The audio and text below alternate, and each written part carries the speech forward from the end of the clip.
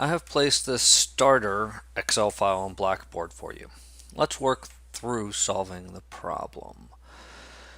So recall we said that we would have 9 decision variables for this problem.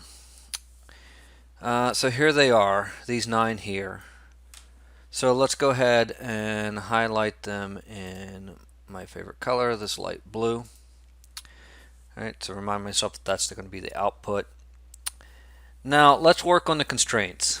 Notice I have the factory capacities off over here on the right and the warehouse demands down here at the bottom. Remember that to add a constraint in the solver, we need a left-hand side that is a formula or a function, and then a right-hand side that is a number or a constant. For the capacity constraints, we need to make sure that we do not ship more units from a production plant than we currently have, which is our capacity. Hence, these should be less than or equal to constraints. So here I'm going to put in less than or equal to, and I'm going to copy that down. Okay. So how do I know how many I actually ship from Des Moines, for example? Well, you simply add up this row for Des Moines. So our left-hand side will be a sum function, and in this case it's going to be equal sum B3 through D3. And right now it's 0 because a blank cell counts as 0. We do similar calculations for Evansville and Fort Lauderdale. And then in column F, I'll put these less than or equal to signs to help me remember. And our right-hand side will be the capacities that are already listed here. And I'm going to do one more thing, which is center all this stuff. Right. So now let's move on to the demand constraints. So we have 3 constraints there for the capacity. So let's move on to the demand constraints. We will also have 3 of these, one for each destination: Albuquerque, Boston, and Cleveland. We will make sure that each warehouse receives at least the amount it is asking for, which are listed as the demands in row 8, 300, 200, 200. Again, for the left-hand side, we can simply use the sum function, but this time for each column. So we can do a sum over Albuquerque. So it'll be sum B3 through B5. And then I can autofill over this way. And so now let's go ahead and these are going to be greater than or equal to constraints. So I'm going to put greater than or equal to in there to remind myself. Now we can move on to the objective function. First we need some cost information, so I'm going to let me copy this set of cells. Control C, down here, let's put it there. I do not want this to be blue. And then I need the cost information, which is back on slide 5 from our slides. So this is $5, $4, $3. Evansville to Albuquerque's 8, 4, 3, and then 9, 7, 5. So these are the costs. These are in dollars. I can make them dollars, why not? And let's get rid of that. Then, once I have those numbers, then I can use the sum product function to get the objective function.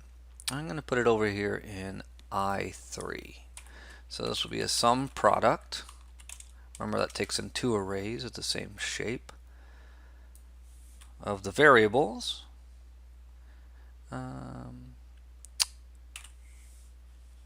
The second array is the cost function. So right now it's $0. Right, so I can make that dollars. It's $0 because there's nothing in here. If I did this, put a 1 in Des Moines to Albuquerque, that objective function should go up to 5. Yay, it does. Right. And I'm going to get rid of the decimals there. Now we're ready to set up the solver. So go to the Data tab at the top, and then Solver. The objective is not D15. It by default takes wherever it wants me to go, but that's not right. I put the objective in I3, so I pick I3. And because we're dealing with cost, we're minimizing, so pick that radio button. By changing the variable cells, one of the reasons I'll make them blue over here is to remember where they are. Those 9 cells, so B3 through D5. Subject to constraints. Again, we have 2 sets of constraints, the capacity, so let's add those. The cell reference is the left-hand side, which needs to be that function or formula, which in this case is the sum. These are less than or equal to constraints, and the constraint is the right-hand side. I'm going to click OK just to show you that even though there are 3 constraints, it comes out as 1 row. So it's a set of constraints. I need to add another set of constraints. In this case, the left-hand sides are the sums of the columns. And this time I'm picking a greater than or equal to, and the right-hand side is going to be the demand. You may wish to convince yourself that this inequality, the greater than or equal to, is okay here. So think about that maybe. And then make unconstrained variables non-negative. That makes sure that we keep our non-negativity. So those are not structural constraints, but kind of bounds. And then select the solving method. We said we're doing linear programming, so we need to do simplex LP. And then we should be able to just click solve to get our answer. So if I click solve, and then I get, yay, it found a solution. All constraints and optimality conditions are satisfied. I can kick out an answer sensitivity and limits report if we need it. In this case, I'm not too concerned about it, so I'm not going to do that. Click OK. And what do we see? What's our answer? Well, first of all, one thing is that it's going to cost us $3,900. That's the cheapest we can do it. How are we going to do that? We're going to ship 100 units from Des Moines to Albuquerque. Albuquerque also receives 200 units from Fort Lauderdale, satisfying its demand of 300. Boston gets all of its demand from Evansville. And then Cleveland gets half of its demand from Evansville and the other half from Fort Lauderdale. We make sure that all the capacities are under what they're supposed to be, and all the demand is at least what they wanted. So the cost is $3,900. Here we happen to get integer solutions. You should convince yourself that that's a good thing, and whether or not that's always going to happen. That's something you need to explore on your own.